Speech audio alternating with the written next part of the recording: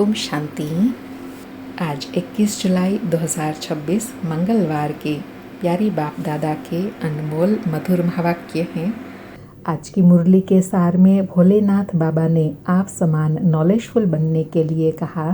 अब बाप सन्मुख आए हैं, डायरेक्ट सुनाते हैं, तो सुनकर धारण कर औरों को भी आप समान बनाना है। अभी तक तुम सुनी सुनाई बातों पर चलते आए हो, अब बाप डायरेक्ट आए हैं तुम्हें सुनाकर आप समान नॉलेजफुल बनाने। तो इसलिए बाबा कहे अब एक बाप से ही सुनना है और व्यर्थ बातों में नहीं जाना है। फिर पात्र बनने के लिए कहा कि स्वर्ग का मालिक बनने के लिए अपने को लायक बनाना है। वह बनना है याद से। सुबह को उठ बाबा को याद करो। बाबा वंडर है, आप कैसे आते हैं, कैसे आप सन्मुख बात कर रहे हैं। वह है सुनी सुनाई भक्ति मार्ग की बातें। अब तो हम आत्माओं को आप बाप मिले हैं। आत्मा को बाप मिलता है तो उस प्यार में आकर मिलते हैं। तो बच्चों को भी उस प्यार की अनुभूति करते हुए याद में रहे बाप से मिलना है।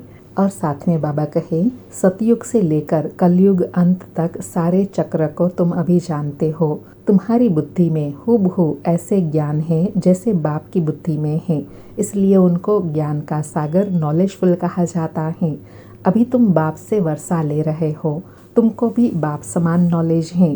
बाबा कहे तुम बच्चों को अभी अचल स्थिर रहना है, ऐसे नहीं कि माया घड़ी घड़ी आकर डोलायमान करे। इसमें छुई मुई नहीं बनना है, बाप को याद करना है। बाप को याद करने से मुरझाएंगे नहीं।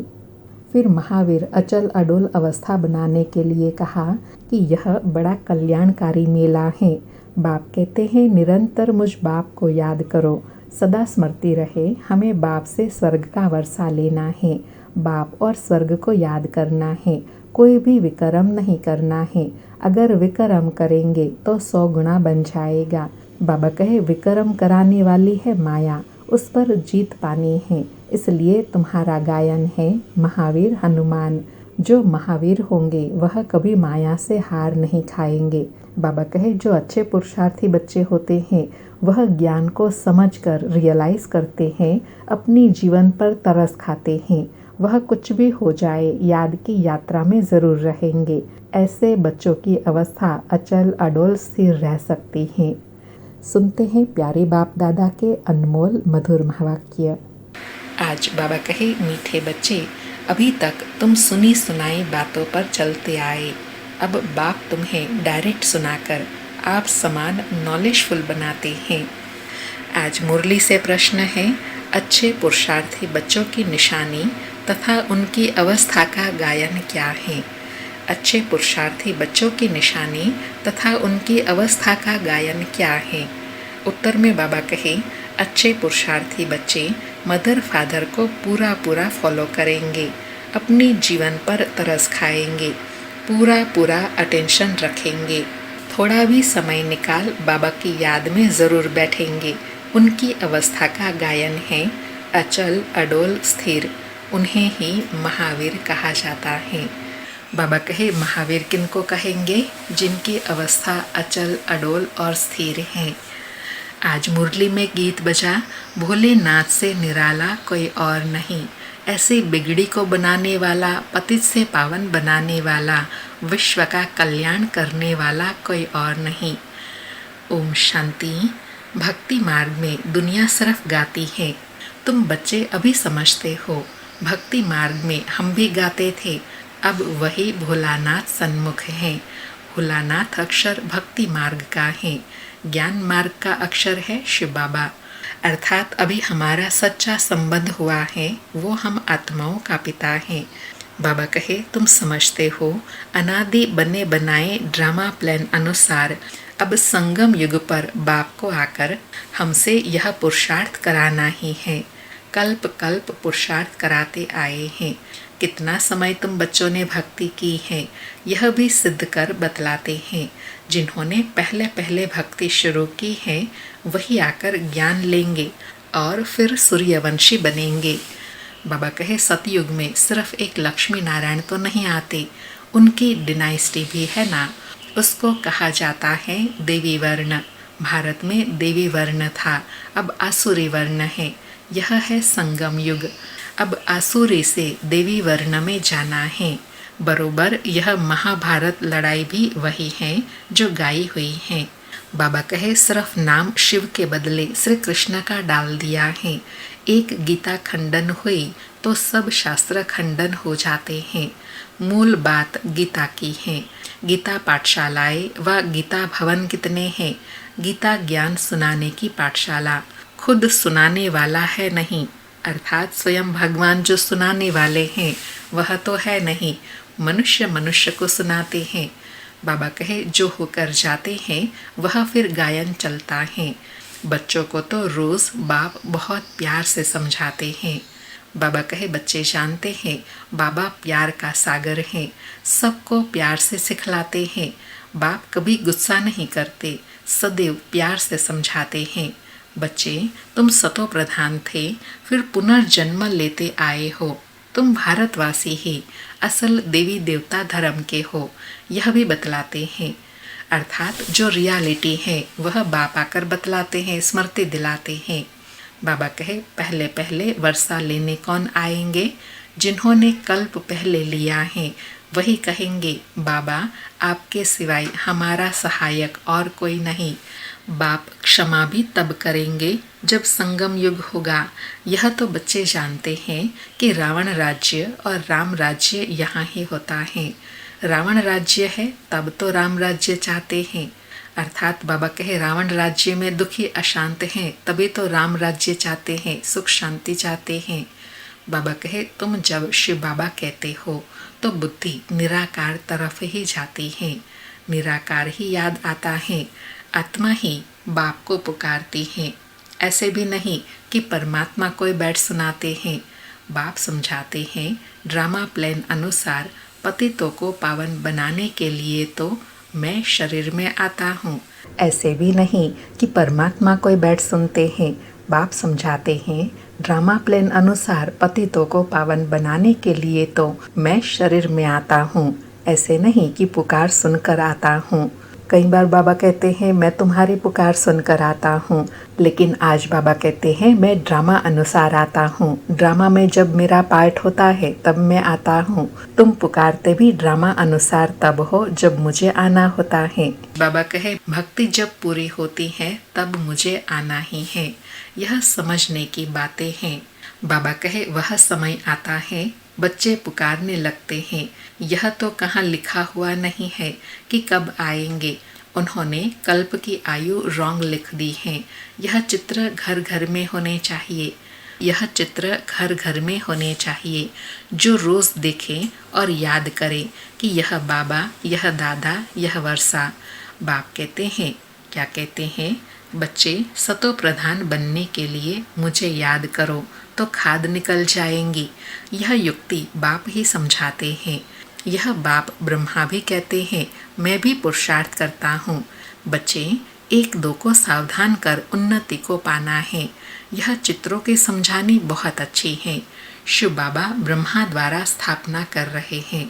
सामने महाभारी महाभारत लड़ाई खड़ी है। इतने अनेक धर्म विनाश होंगे, उनके लिए लड़ाई जरूर चाहिए। यह बातें बच्चों को भूलनी नहीं चाहिए। कौन सी बात कि अनेक धर्म विनाश हो, एक सत धर्म की स्थापना होनी ही है। बाबा कहे बरोबर अभी कलयुग घोर अंधियारा है। कितने ढेर मनुष्य हैं, जरूर विनाश होना है। सतयुग में एक धर्म होगा, जरूर 84 जन्मों का चक्र भी उन्होंने ही लगाया है। बाबा कहे बाकी इतने सब धर्मों का जरूर विनाश होगा, फिर एक धर्म की स्थापना बरोबर हो रही है। सर्व का सद्गति दाता बाप है। बाप से ही बच्चों को वर्षा मिलता है। बच्चे जानते हैं हम जो यह पढ़ाई पढ़ते हैं यह भविष्य 21 जन्म के लिए पढ़ते हैं। भगवान वाच मैं तुमको पढ़ाकर 21 जन्मों के लिए स्वर्ग का मालिक बनाता हूँ। सूर्यवंशी चंद्रवंशी घराने की बरोबर स्थापना होती है। जो जितना पुरुषार्थ करेगा उतना ऊंच पद पाएगा। तो शिव बाबा कहते हैं इन मदर फादर को फॉलो करो। बाबा कहे ऊंच पद पाना है तो जो जितना पुरुषार्थ करेगा उतना ऊंच पद पाएंगे, और उसके लिए बाबा कहे मदर फादर को फॉलो करना है। बाबा कहे इन्हों को अर्थात मम्मा बाबा को सूक्ष्म वतन वैकुंठ में भी देखते हो, अपने को भी देखते हो। हम भी महाराजा महारानी बनते हैं, वैकुंठ का भी साक्षात्कार होता है, मानते भी हैं। बरोबर भारत वैकुंठ था, श्री कृष्णपुरी थी, आज कंसपुरी है, कल कृष्णपुरी होंगी। रात बदल दिन होना है, यह है आधा कल्प बेहद का दिन और आधा कल्प बेहद की रात। अंधियारे में ठोकरे ही खाते रहते हैं। ब्रह्मा की रात सो ब्राह्मणों की रात, फिर तुम ब्राह्मण से देवता बनते हो, अर्थात रात पूरी हो दिन में जाते हैं। बाबा कहे सतयुग में ब्राह्मण होते नहीं, देवता होते हैं। यह भी बच्चे जानते हैं। क्या जानते हैं? भारत पवित्र राजस्थान था, फिर अपवित्र राजस्थान बना है। भारत सदैव राजस्थान रहा है, अर्थात भारत पर सदैव महाराजा महारानी व राजा रानी का राज्य रहा है। बाबा कहे राजाई चलती आती हैं, और धर्म वालों की शुरू से ही राजाई नहीं चलती हैं। भगवान ही आकर राजाई स्थापन करते हैं, भगवान ही आकर राजयोग सिखलाते हैं। वह है निराकार ज्ञान का सागर, सुख का सागर। तुम जानते हो, क्या जानते हो कि बाबा से हमको वर्षा मिल रहा है। ज़रूर हमारे पुरुषार्थ की देरी है। बाबा कहे वर्षा तो मिल रहा है, बाबा देने आए हैं, तो देरी किस में है? पुरुषार्थ में। बाबा कहे जितना जो पुरुषार्थ करेंगे, जितना रास्ता बताएंगे।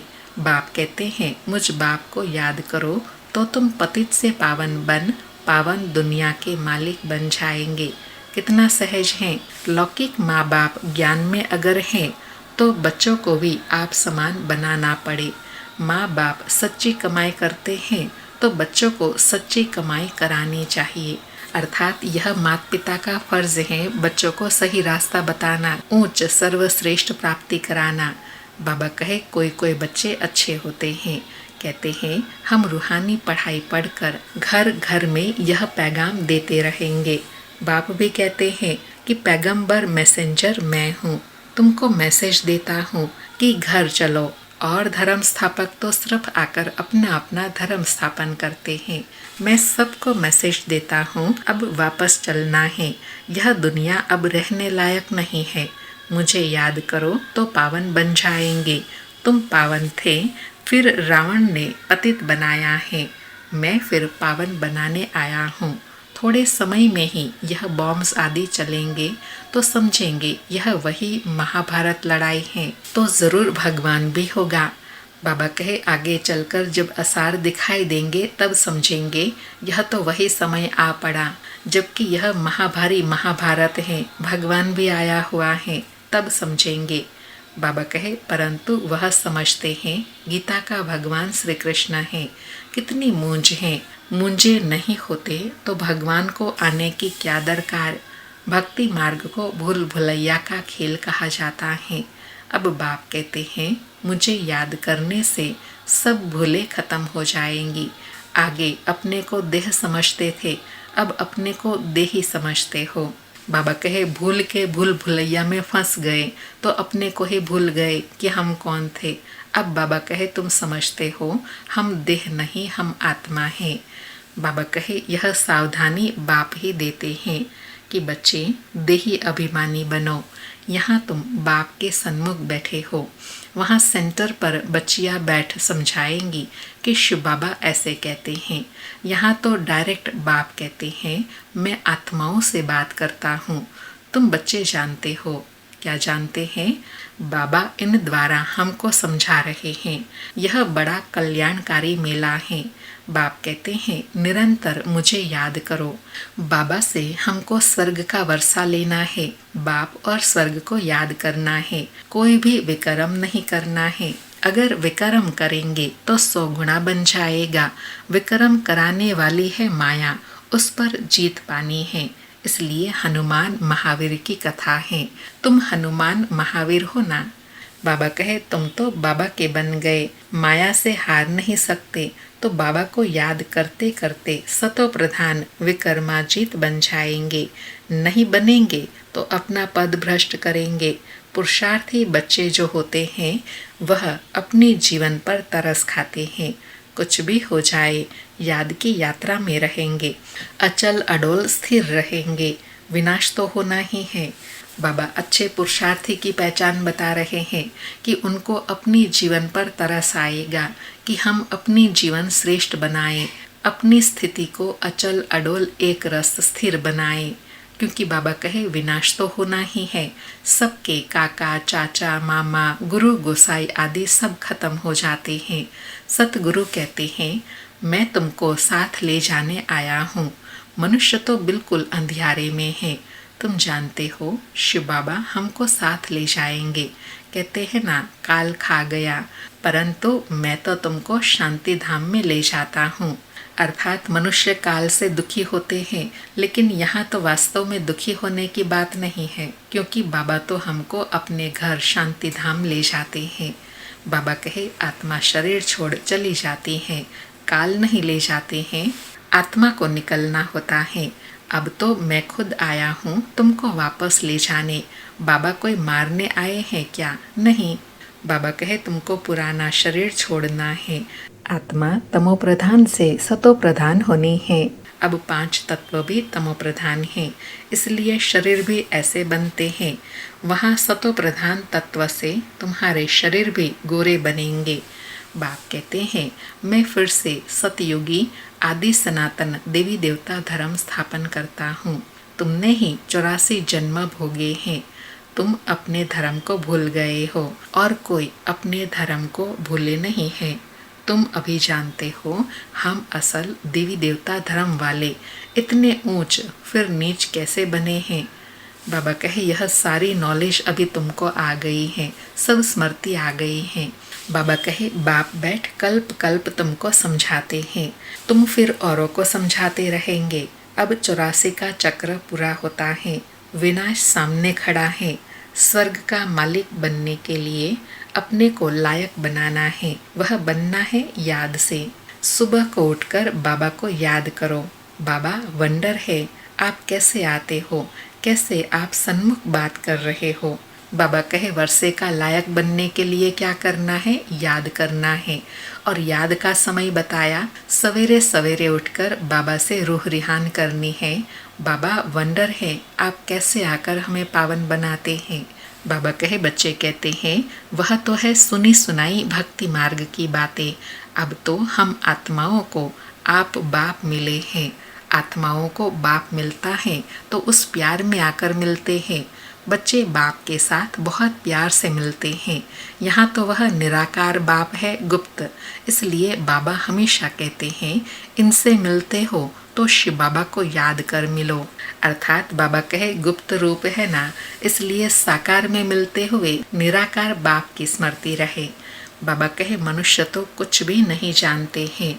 तुम्हारे में भी जो कोई जानते हैं मेरा बनकर फिर भूल जाते हैं, देह अभिमान में आ जाते हैं, प्रतिज्ञा भी करते हैं।